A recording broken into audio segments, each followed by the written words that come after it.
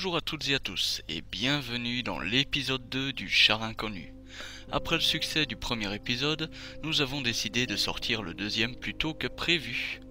Alors voici notre premier blindé qui n'est autre que le Char Jacquet. Le 25 septembre 1944, Victor Barthélemy Jacquet dépose un brevet de char d'assaut disposant de capacités de franchissement d'obstacles verticaux. Le char se compose de 3 cabines articulées. Chaque module dispose d'une motorisation et d'une transmission indépendantes. La cabine avant peut se soulever par l'intermédiaire de vérins ou en pouvant être orientée latéralement. L'engin devrait être capable d'effectuer un franchissement vertical de 2,50 m. La cabine médiane arbitre le dispositif de manœuvre.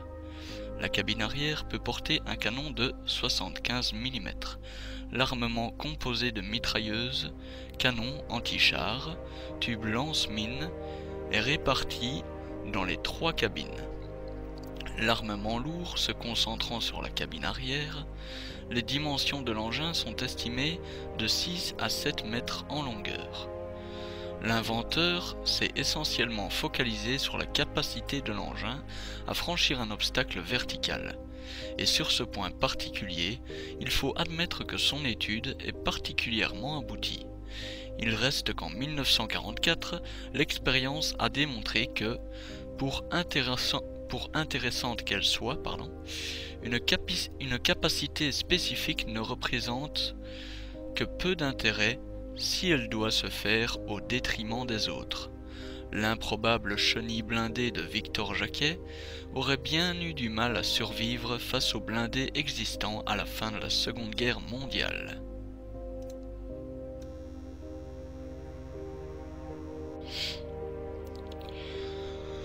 Ensuite vient un char d'autant moins connu, le Skeleton Tank 1918. C'est une tentative curieuse de la Pioneer Tractor Company, réaliser un char allégé d'aspect anglais, avec le moins de surface possible. L'équipage trouvait place dans le caisson blindé au centre du char. Ce char dit squelette ne dépassa jamais le stade de la maquette en bois grandeur nature. Il était armé d'une mitrailleuse de 7,62 mm ou d'un canon de 40 mm dans une tourelle blindée à 13 mm. Le reste du char était composé de poutres et autres composants en bois. Il était équipé de 2 moteurs Beaver de 50 chevaux chacun et possédait 2 membres d'équipage.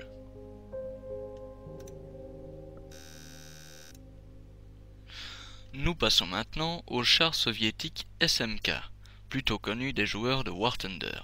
Ce blindé est sans contredit un concept fonctionnel, à sa façon. Le SMK fut, avec le T-100, l'un des projets pour donner un successeur massif au T-35, alors que le T-100 est la version lourde, le SMK est la version légère. L'un est l'autre projet. Encore au stade de prototype, sera testé pendant la guerre contre la Finlande. Ils se révéleront, l'un comme l'autre, trop peu maniables et seront abandonnés.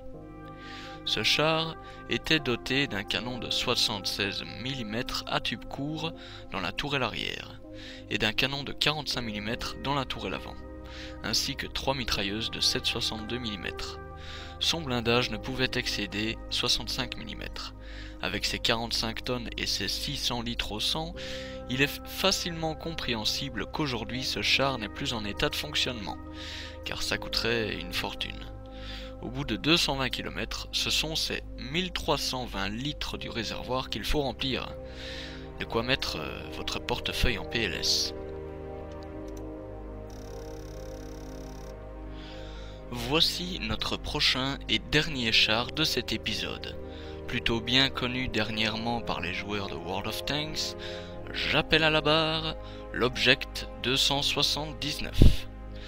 L'Object 279 Kotin était un char lourd expérimental soviétique mis au point à la fin de 1959.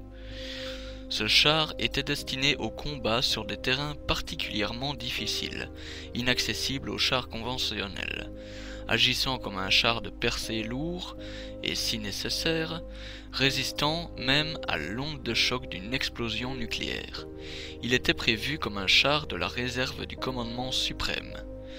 Le char a été mis au point à l'usine Kirov de Leningrad par un groupe dirigé par l'ingénieur Troyanov.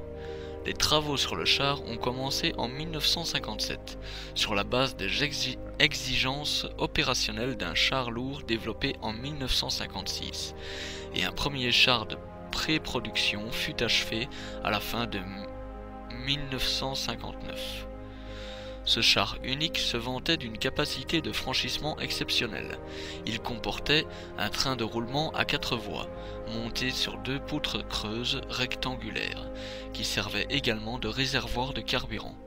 La suspension du char était hydropneumatique, avec un hydrotransformateur complexe et réducteur planétaire à 3 vitesses. L'ajusteur de chenille était de type VER. La pression spécifique au sol de ce véhicule lourd ne dépassait pas les 0,6 kg au cm². Le guidage des chenilles fonctionnant pratiquement sur toute la longueur de celle-ci, permettait d'accroître les capacités de franchissement sur les terrains marécageux, des sols meubles et des zones pleines d'arbres coupés, des hérissons tchèques, d'obstacles anti-chars.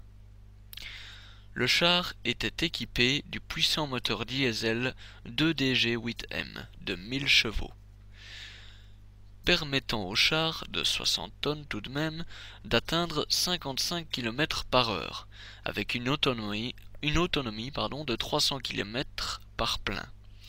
Il disposait également de systèmes de lutte contre les incendies, d'un équipement de dispersion de fumigène et d'un système de chauffage et de refroidissement du compartiment de combat. Voilà, ce sera tout pour cette vidéo, j'espère en tout cas qu'elle vous aura plu, et si c'est le cas, n'hésitez pas à nous le signaler dans les commentaires et par un petit pouce bleu.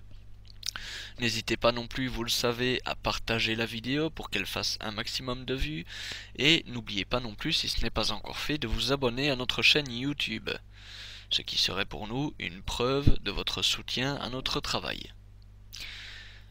Au revoir.